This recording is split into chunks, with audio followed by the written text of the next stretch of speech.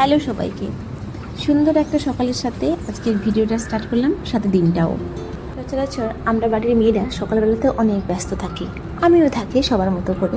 আগে তো যখন স্পর্শ নার্সারিতে পড়তো কিংবা জুনিয়র কেজিতে, তাকে আবার স্কুলে ছাড়তে যেতে হতো, তবে ওই দিনগুলো আবার মিসও করি। তাই সিনিয়র কেজির দিনগুলো যাতে মিস না করি, যাতে আমি দেখতে পারি, তাই একটা দিনের সকালবেলা ভিডিও করে রাখলাম। সকালে উঠেই সোজাসুজি রান্নাঘরে চলে আসি। এসে ফার্স্টে আমি স্পনার জলের বোতল আর জলটা বসিয়ে দিই, কারণ ও উঠে পড়ে আর ওর জলটা রেডি রাখলে আমার সুবিধে হয়। তারপর ভাত আর ডাল সেদ্ধ করতে বসিয়ে দিই। এর 40 থেকে 45 মিনিট পর আমি স্পর্শকে তুলি। সকালবেলা ঘুম থেকে ওঠার ব্যাপারে স্পর্শ খুব একটা কষ্ট দেয় না, খুব বেশি দুষ্টুমি করে না। তবে রাত্রেবেলা কী স্বপ্ন দেখে না দেখে ওগুলো কিন্তু শুনতে হবে মন দিয়ে, ওইটুকু শুনতে হবে ভালো করে, না হলে হবে না। তো ওকে আমি জল নিয়ে এসেছি, ও শুরু করে দিয়েছে ওর রাত্রেবেলা কী স্বপ্ন দেখেছে।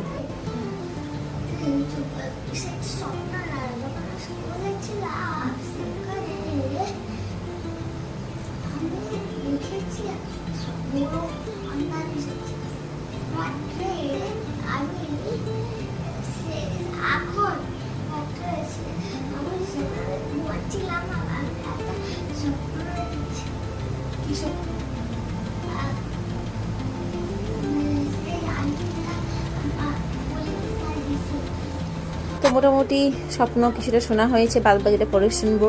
ওর হাতে গ্লাসটাকে ধরিয়ে দিয়ে আমি চলে এলাম। মাঝে মাঝে ওকে বসিয়ে দিই, যদি একটু প্রাণায়াম করতে পারে, মানে জাস্ট চোখটা বন্ধ করে বসলেই হবে একটুখানি।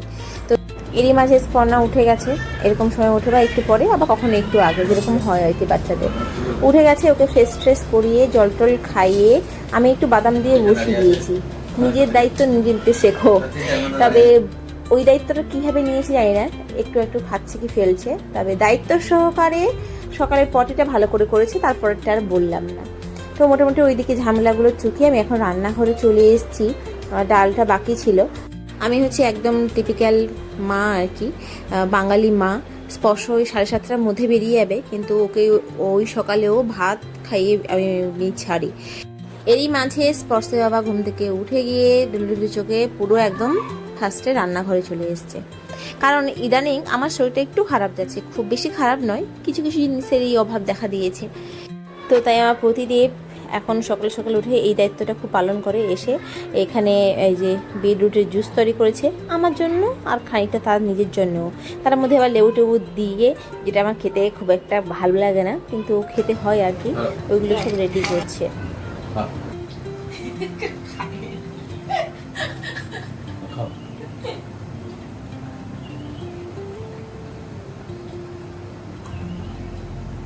স্বামী সেবা জিনিস পেয়ে গেছি তোর জীবনে।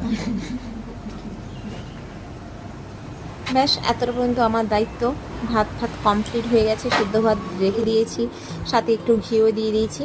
আর এরপরে যে দায়িত্বটা রয়েছে সেটা হচ্ছে স্পর্শের বাবা কমপ্লিট করবে। আমরা কিন্তু দুজন মিলেমিশেই সব কিছু করি, যেহেতু আমাদের দুটো ছোটো ছোটো বাচ্চা, আমি দুজনেই থাকি, সবচেয়ে বড় কথা। তো ওর বাবা আমাকে ভীষণই হেল্প করে। সকালবেলা খাওয়ানোর দায়িত্বটা ওর বাবার থাকে, আমি অতটা পর্যন্ত করি, মানে খাওয়াটা বেড়ে দিয়ে চলে যাই, তারপর বাবা খাওয়ায়। আমি ছোটোটাকে দেখি, আর মধ্যেখানে স্পর্শ টিফিন, জামা কাপড়, বই, এইসব ব্যাগ ট্যাগগুলো গুছিয়ে দিই আর কি। আগেই বললাম স্পর্শ 7:30টার সময় ঘর থেকে বেরোয়, পুরো ঘর থেকে বেরিয়ে যায় 7:30টার সময়, ফুলকার চলে আসে। তো সকালে ভাত ডিম সেদ্ধ এটা সব দিনই খেয়ে যায়, শুধু বৃহস্পতিবার ছাড়া। আর তার জন্য টিফিনে বেশিরভাগ সময় আমি ফল দিয়ে থাকি, কারণ ওই সময়টা ছোটোবেলা থেকে ওই 12:30 12টা 11:30 থেকে 12টা কি 12:30টার মধ্যে ওই ফলটা খেত। তো এইরকমভাবে আমি ফলটা দিয়ে থাকি টিফিন বেশিরভাগ সময়ই। আর যদি কিছু বায়না করে তখন আলাদা কথা, কোনো কোনো সময় কিছু বানিয়ে দিলাম, নাহলে বেশিরভাগ সময় ফলটাই দিয়ে থাকি। তারপরে ও বাড়ি ফেরে 1:30টার মধ্যেই ফিরে চলে আসে, তখন তো আবার ভাত খায়, এই জন্য আমি টিফিনে বেশিরভাগ সময় ফলই দিয়ে থাকি। যাই হোক, আমি ঘুরতে দেখছিলাম যে আজকে যেহেতু বুধবার, আজকে এটা স্পর্শের পিটি ড্রেস, ওদের স্কুলের এটা পিটি ড্রেস, তো রেডি হয়ে গেছে। তবে এই সময়টা আমার মেয়ে কিন্তু খুব সাথ দেয়, কখনো মাঝে মাঝে কাঁদে, কোলে উঠে বায়না ধরে, তো বেশিরভাগ সময় কিন্তু খেলা করে। আর কখনো বা ঘুমিয়ে থাকে, ও উঠে পড়ে বেশিরভাগ সময়, তবে খুব বেশি দুষ্টুমি করে না, খুব বেশি জ্বালাতন করে না। আর যদি একটু কাঁদে একটু কোলে নিলেই হয়ে যায়। যাই হোক, এরপর ওকে খাওয়াবো, কারণ যেহেতু ও সকাল সকালে উঠে যায়, ওকে না খাওয়ালে ওর আবার একটু ঘুমের সময় হয়ে যায়, একটুখানি ন্যাপ নেয় ও। তো তার কারণে এখন এই যে দাদাকে বাই বাই, তারপরে এই যে স্পর্শ।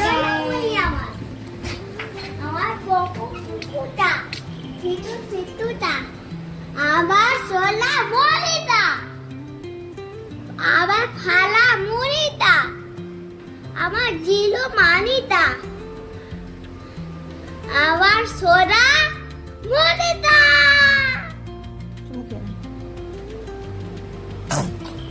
আরেকবার